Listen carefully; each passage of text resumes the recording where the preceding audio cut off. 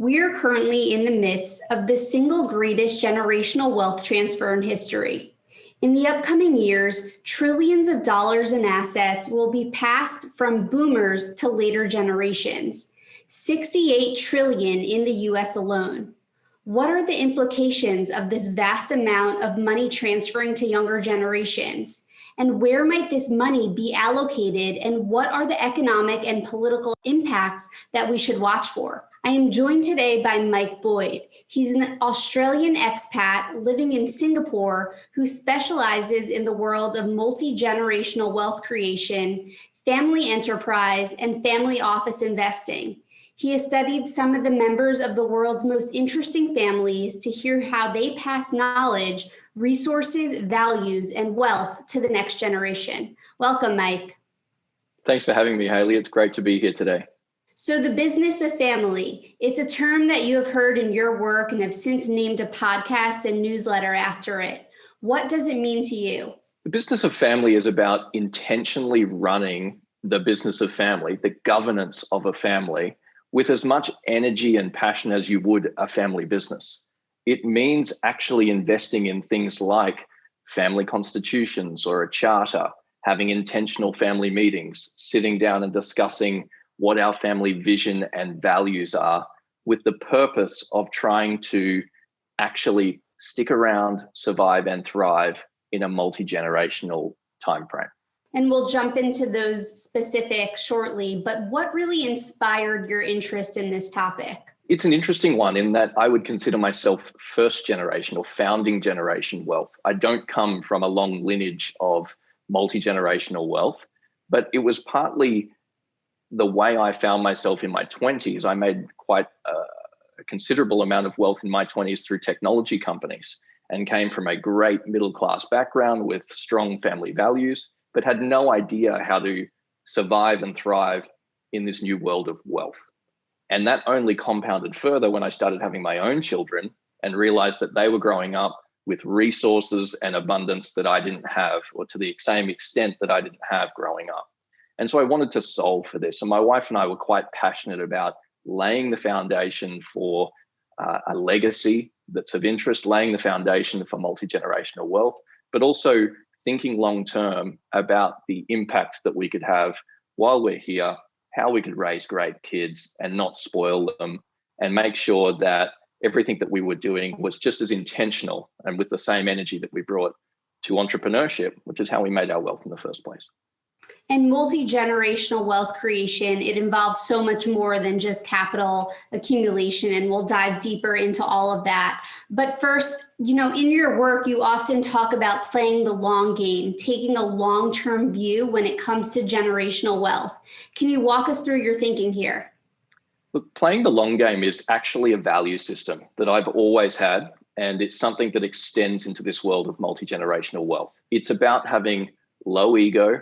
It's about focusing on high impact, and it's because you're making decisions for the very long term, which are likely to impact those that are following you in your journey, not yourself. So all of a sudden, as you start framing questions and decisions around a 30 to 50 to 100-year timeline, you're naturally thinking about the next generations.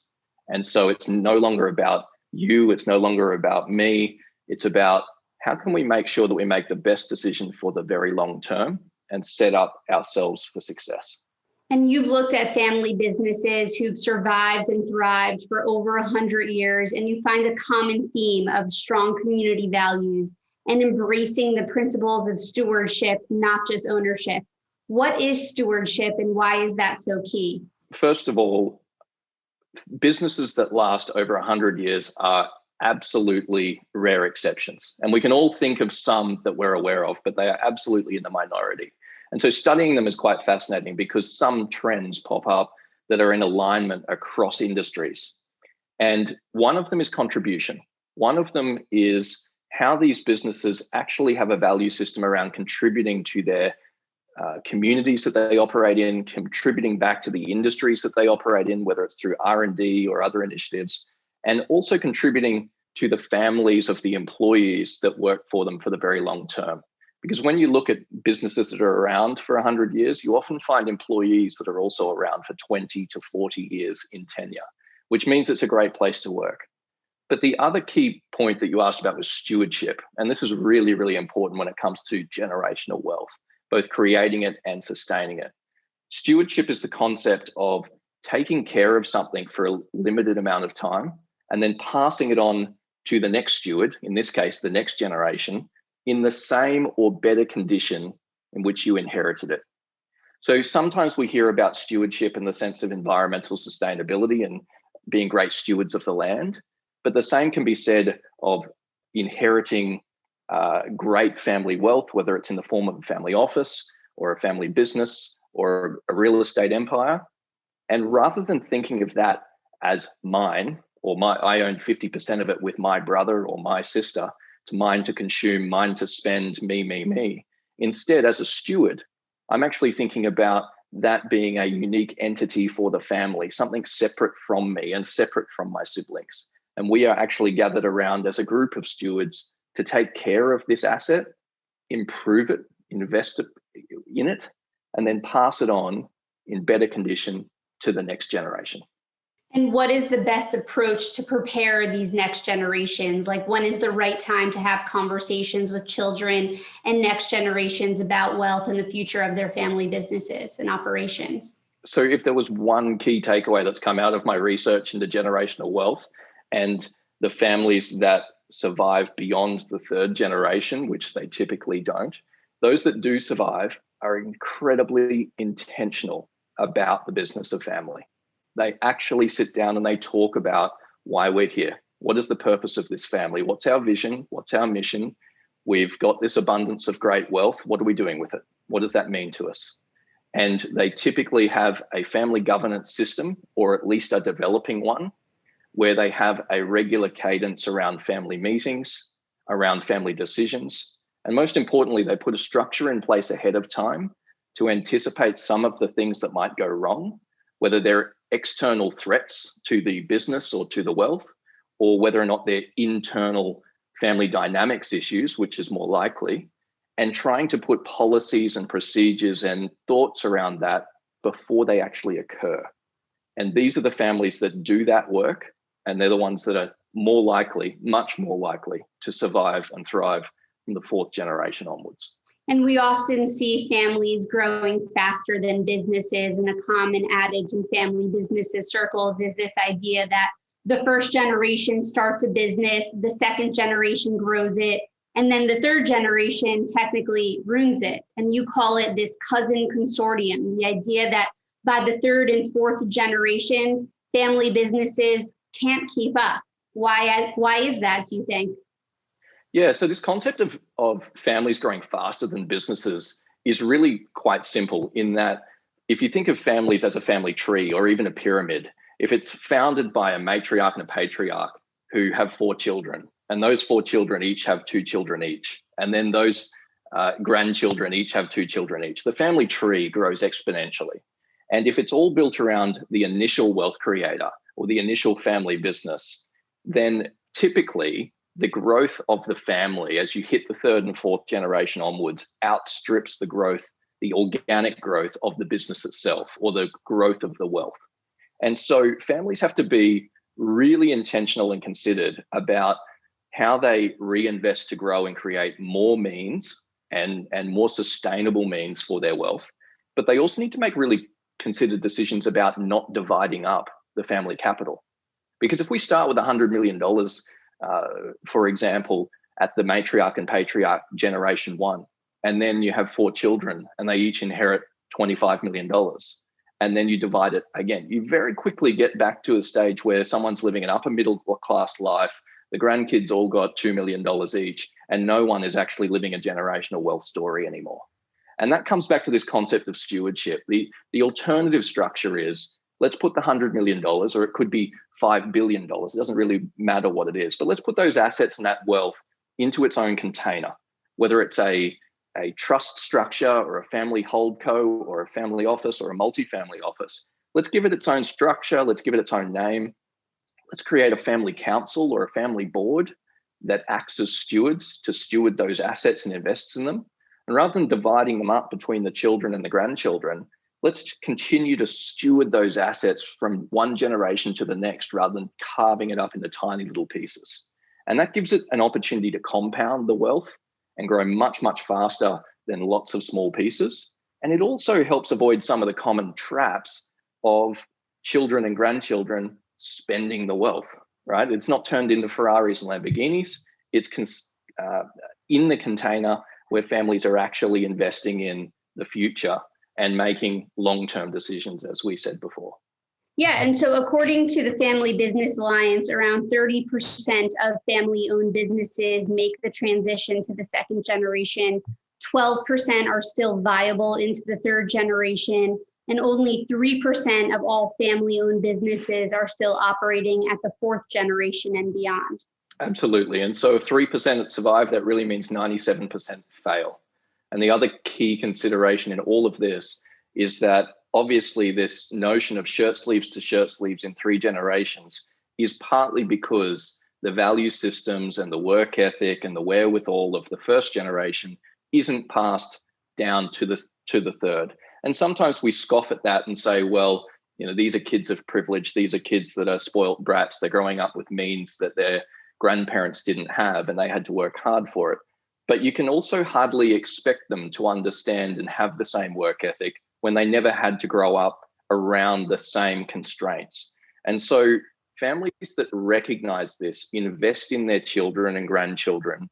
They invest in their education and their life skills in a way that actually respects the fact that there is privilege, there is wealth.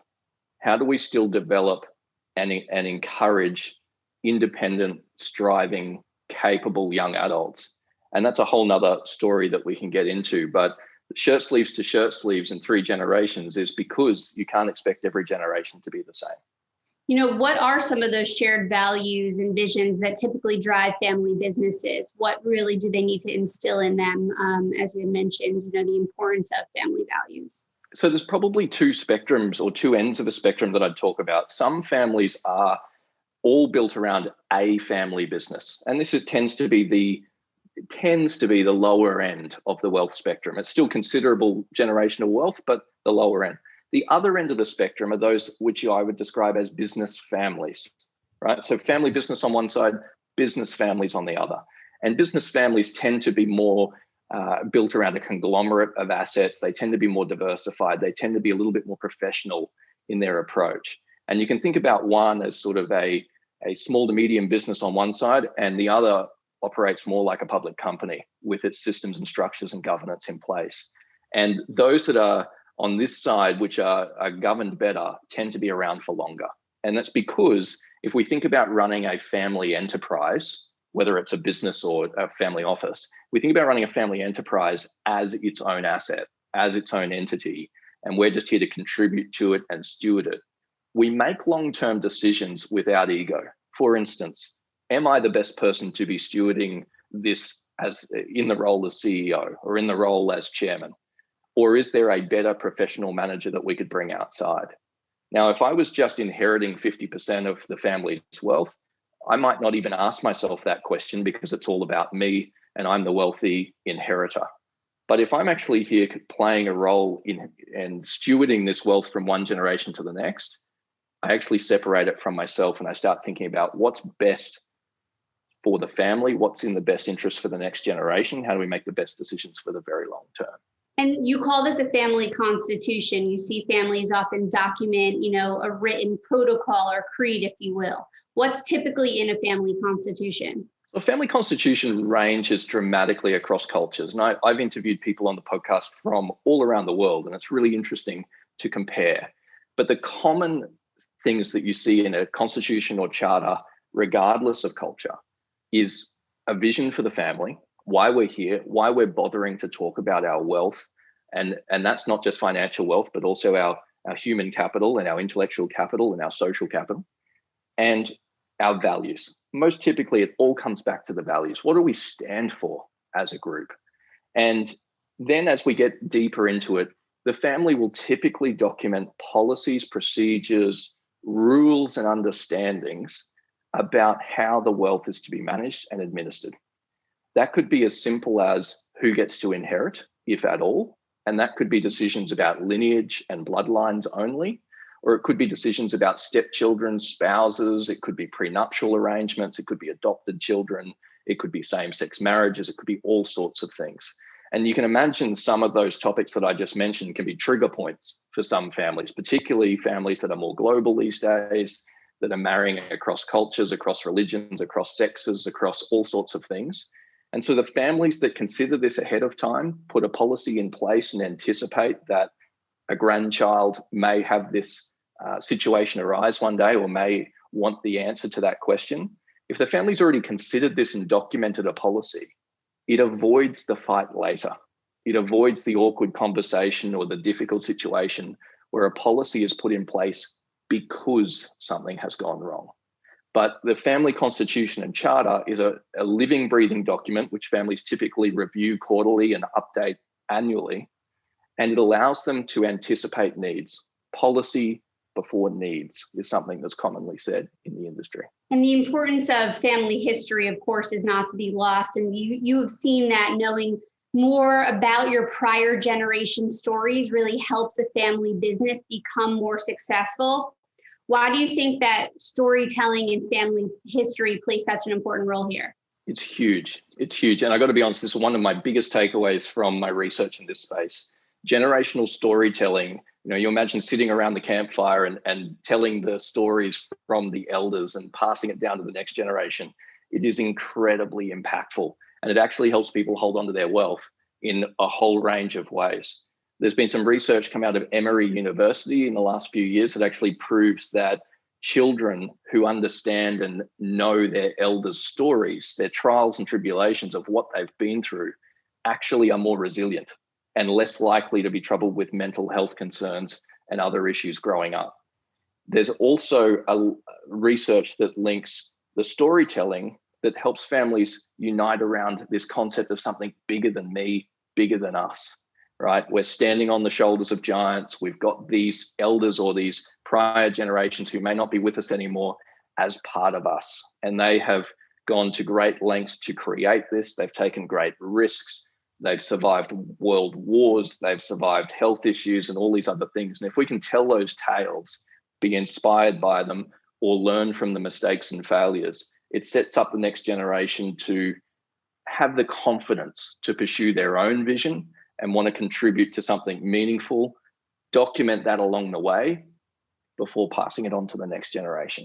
Do you have any, specific examples of that in your work, certain family stories and knowledge that has added value to their businesses? Yeah, look, absolutely. A number of the families I've spoken to actually have a family archive, and they've appointed someone within the family with the role of being the archivist or the family historian. And this isn't in the boring sense of just collecting black and white photographs, but also intentionally documenting things along the way. So a big part of what comes into the business of family is not just running a governance process around the wealth. A lot of times it includes elders or parents or grandparents writing letters to their children, right? Writing a letter every year, every Christmas, they sit down and pen a letter about the annual review or the annual reflection. And you can imagine that these children, as they come of age, when they turn 18 or 21 or 30, get a box of these letters or get an email inbox with these letters and can reflect on the journey of 20 years of writing that shows the growth and development of their parents and what they've been through and how they've developed as human beings as well. That is what also builds upon, as I was saying, the resilience and the building blocks of the next generation, picking up the baton and running with it rather than saying, wow, look at all of this that I'm inheriting and consuming it. So when we look at the majority of wealth today, we're seeing that most of it is new wealth, and really approximately 80% of the wealthy are not raised with wealth. It's actually obtained during their lifetime. Why do you think we're in the midst of this transition of new wealth being sparked up today? Look, it's a huge result of all of the innovation, R&D, everything from the Industrial Revolution right through to technology companies that's created so much wealth today, and natural resources and all of the other things that we exploit. But the big piece that came out of the research, about 80%, and this was actually a statistic out of the States, it was 80% of generational wealthy families are experiencing wealth for the first time, what it's really speaking to is these people that are trying to steward wealth didn't grow up amongst enormous wealth. It was often created in their lifetime, right? So a good example would be an entrepreneur or founder going from zero to huge wealth by creating $1 billion company in their lifetime, but also their children, right, who have gone on that spectrum, gone on that journey with them, that perhaps the wealth was made after they left home or went to college. And all of a sudden, by the time they inherit the wealth or inherit responsibility for stewarding the wealth, they're coming from what is typically, great quality middle class or upper middle class upbringing and understanding, but no concept of stewarding $1 billion fortune. And how they interpret that and how they react to it shows why we often see the statistics bear out that most wealth is lost by the third generation, right? The second gen that inherits it, in the example I've just given, has plenty to go around. They may not manage it well, or they may, but by the time it gets to their children, unless there was intentional education, unless there was an intentional value building, the grandchildren have a great time and the wealth is gone. You never make the fourth generation. And so there's a book on this subject called Strangers in Paradise, and it draws a great comparison between those winning the lottery and those inheriting great wealth. And it's often this concept of transporting people from relative means to the land of paradise without the value system that goes with it.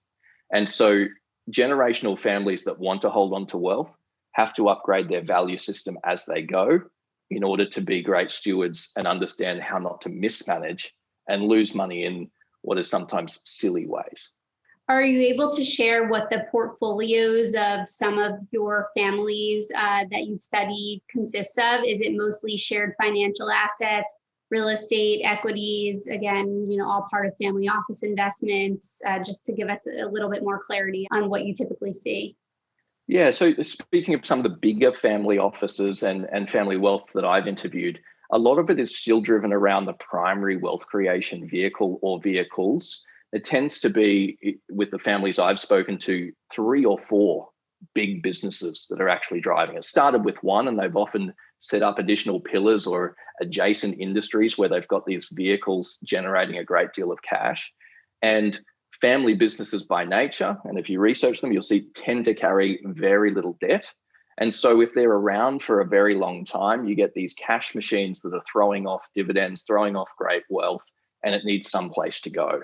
So fast forward maybe one generation, and you're in the position where you need a family office or some holding company to structure that. And so the typical portfolio we see is a large amount of equity tied up in those wealth creation vehicles, and then a really proactive approach to diversifying that. The public equities investments tends to be managed in funds and professionally run. Then there tends to be a pretty heavy footprint in real estate, which is considered a hedge against these other assets, particularly the entrepreneurial risk and the public equities. But there's, as you will have seen in the media, huge interest in PE, VC, and all sorts of alternative structures. At the very edge cases, you get very opinionated views on gold and crypto and things like that, but a lot more interest in alternatives in general, whether it's private debt, whether it's syndicates in interesting real estate, whether it's funding new asset classes. I spoke to one family recently that's going in a big way in art, and not just traditional art, but also digital art and some of these non-fungible things that we're just seeing in the media today. So families tend to be able to put themselves in a position where, again, they're making those long-term bets, and rather than trying to make X return in 1 year in the stock market, they're really thinking about, how do we not lose it? How do we put ourselves in a position to preserve 80% of this portfolio and take some considered risks, some considered bets with maybe the other 20% of the portfolio? I imagine some of those alternative investments also make up a lot of impact investing and ESG investing as well. Impact, ESG, and philanthropy in general have grown tremendously.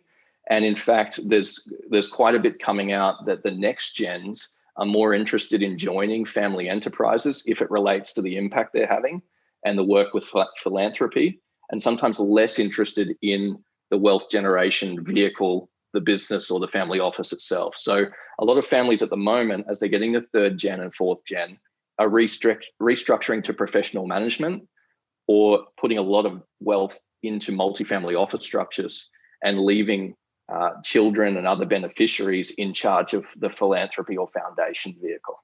So I had mentioned in the intro that we are in the midst of the single greatest generational wealth transfer in history, 68 trillion in the US alone. Should traditional institutions be worried about this generational wealth transfer? What are you also seeing like on a global level? It's a great question. And in short, I probably wouldn't have them be worried. I think that there's going to be an enormous amount of mismanagement, and I think there's also going to be an enormous amount of opportunity. The wealth transfer that's coming up at the moment and is underway already will create an enormous amount of volatility. And I think that it's going to create entrepreneurial opportunities, and it's also going to create a great deal of wealth for the institutions charged with handling and reappropriating that wealth. What I think we're going to see on a greater scale than ever before is an acceleration around the shirt sleeves to shirt sleeves in 3 generations. And I also think that you're going to see an acceleration of 80% of new wealth not knowing how to manage the wealth, that have grown up potentially with great middle class values, inheriting more wealth than they know what to do with, and then struggling to find out, how do we preserve it? How do we grow it? Some will seek out great advisors and find their way. Some will seek out advisors and be taken advantage of, and some will land somewhere in the middle. And so I don't think the statistics will change, but I think that you're going to see an amplification of it as there's this enormous generational shift in wealth. And you don't see there being a threat to the banking sector, for example, with this next generation maybe really wanting to be their own bank. We see all these new financial services companies popping up and folks who are in charge of their own wallets, per se. Do you see that at all? Do you think that? Look, there's certainly potential for that. I don't see it so much in the planned generational structure with the families that I speak to, because in those situations, you typically have multiple generations around the family council board table, right? So you've still got some elders there, you've got the next gen there, they're all comparing. So even if you've got a next generation member that comes in, they're tech savvy, they're into crypto, they want to put the wealth on the blockchain, they've got all these other ideas, it tends to be weathered a little bit by other opinions. And so will it occur in some families? Of course. But I think in general, there's still going to be a banking sector, even if it evolves overall.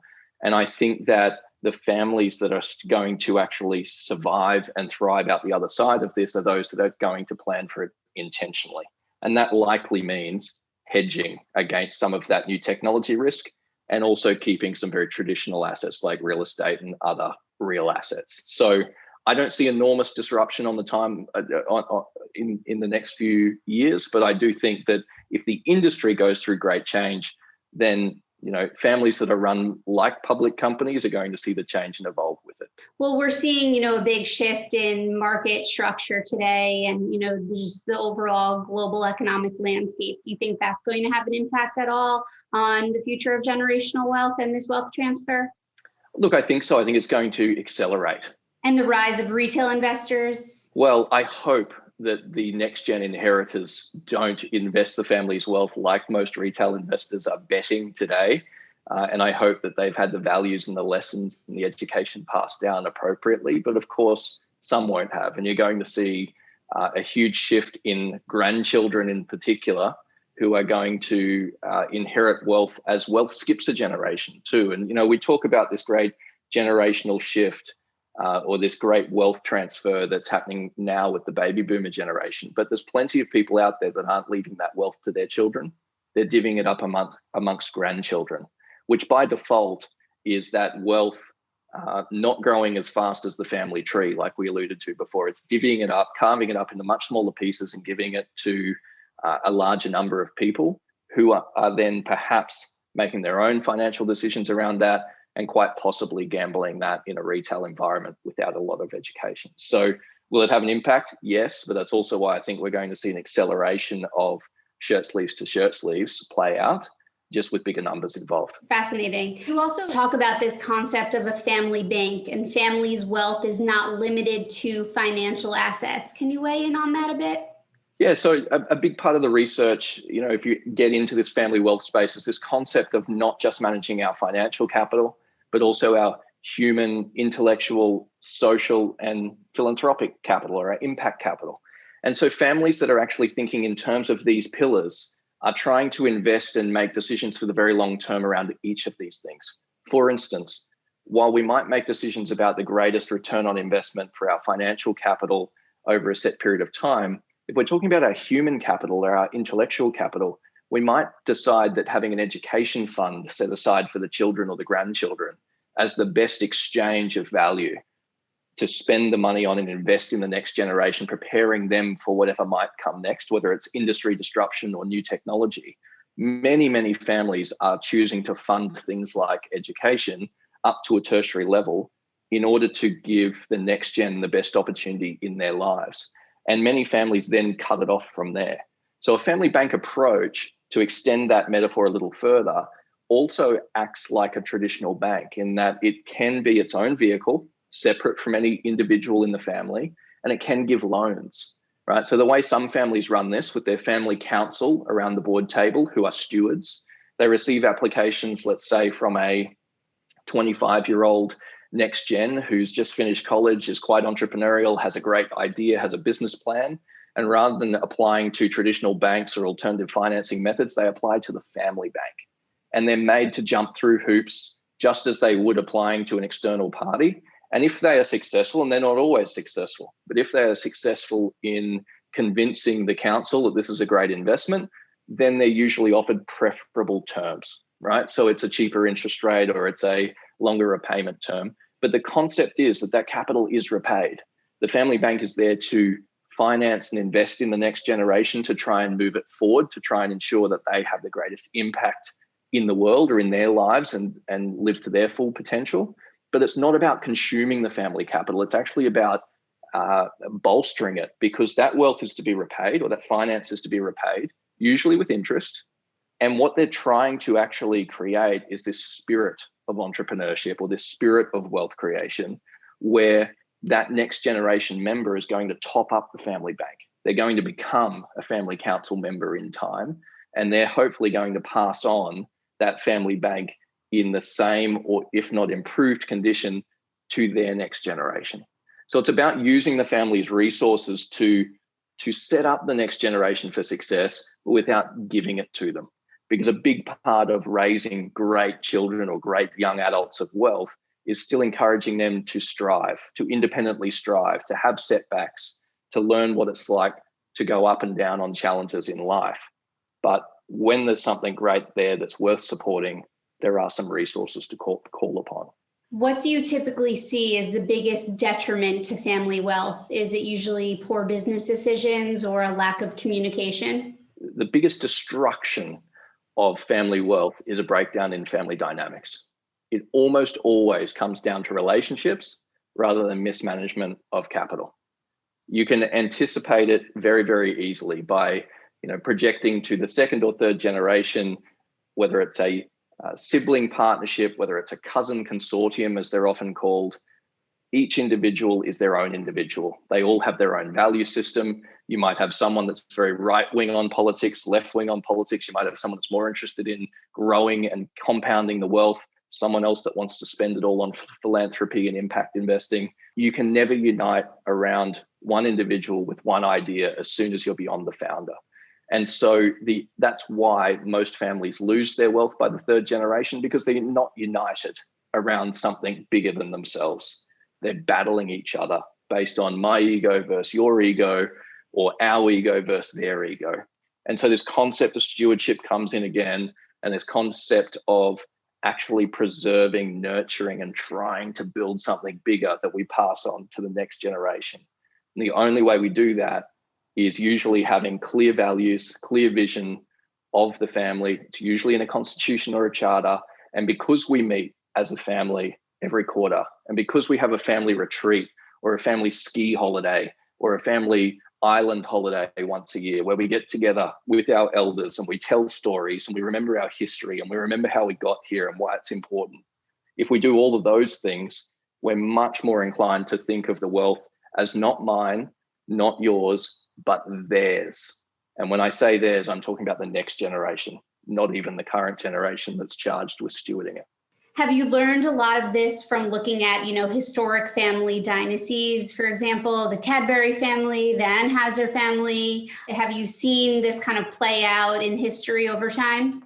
Absolutely. And there's some amazing families in each culture, each nation to study. But as always, they're the rare exception. And it's almost, as Steve Jobs said, connecting the dots backwards. These families were very intentional about trying to preserve their family dynasty, but they didn't necessarily do it with the words that we use today. That's been cobbled together as a result of researching how these families survived and why their name is still known today. And it's usually things like knowing their family history, having some sort of common document, gathering the family together around something that's bigger than themselves.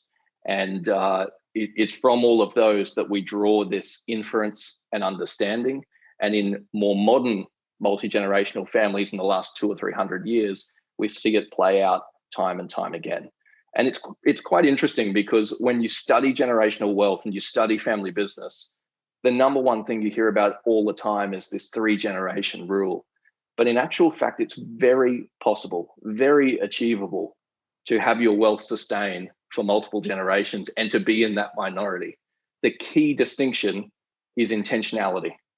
If you intentionally try to build a governance system, if you try and build a family office or a family enterprise that is separate from the individuals, and you intentionally follow the structure and the practice with rhythm and routine and ritual, you almost always see the family thrive to an extent that those who do zero planning or even a little bit of planning don't get anywhere near.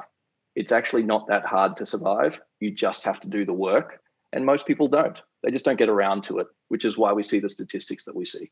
Have you seen the COVID-19 pandemic impact any standard, family operations and, meetings and such in a way that it has, maybe altered their thoughts and their positions on generational wealth? Look, absolutely. COVID has accelerated a lot of trends, but it's also made a lot of families wake up. And when I say wake up, a lot of families that were focused purely on the financial side of wealth have really started to value the human capital that's a part of their family bank as well. And so all of a sudden, families are more interested or placing greater value on health insurance, the country that they live in, the health system they have access to. You've seen an absolute explosion in interest in citizenship by investment, second passports, buying access to other countries, or visas and residency programs, simply as a hedge, right? Families who are interested in preserving their human capital care about the very best insurance that money can buy, the very best healthcare that money can buy, access to a jet, if that's what it means, to scoot out when there's a threat or danger, whether or not that's weather events or whether or not it's a scary virus. There was plenty of families that were here in Asia, where I'm speaking to you from today, who jetted abroad when the virus first broke out to their other home on the other part of the world just for safety. And of course, then it spread to the rest of the world and it was a completely different dynamic. But families have focused much more on their human capital now as we see how precious and short life can be. The other thing that's happened as a result of COVID is the acceleration of the adoption of technology. All right, plenty of families are now meeting for family meetings and their AGM online for the first time. And that's pretty tricky for some of these elders who are octogenarians and others. But like you're seeing in every industry, it's been adopted because it's had to. And, we FaceTime each other because we want to stay connected to family. We Zoom, and that's just become part of our vocabulary as it has in every other industry. So families have also, from a financial capital perspective, been very, very well poised to take advantage of a big disruption like this. They typically have strong balance sheets, lots of cash, very little to no debt, and the ability to, again, deploy capital with very long-term decision-making and take advantage of the bottom of cycles, or when there's great threats or disruptions, which don't come around too often, but that's what they prepare for. So there was a lot of transactions in private equity in March and April last year when businesses fell on hard times, before the recovery, before the stimulus that we've seen in the last 12 months. And it's families that are around ready to make generational bets that are those taking advantage of things like that. Mike Boyd, thanks very much for today's conversation. I think the viewers here are able to gain a lot from your wisdom and their own personal generational wealth plans. So I appreciate the time. Absolutely, my pleasure, Haley. Thank you again for having me. It's been an honor.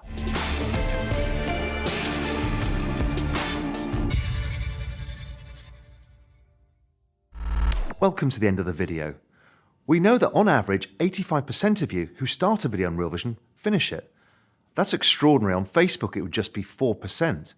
And that's because Real Vision creates the most engaging content in the entire media world. Let us help you grow your business by making video content that really engages your customers. Email us at customvideo@realvision.com.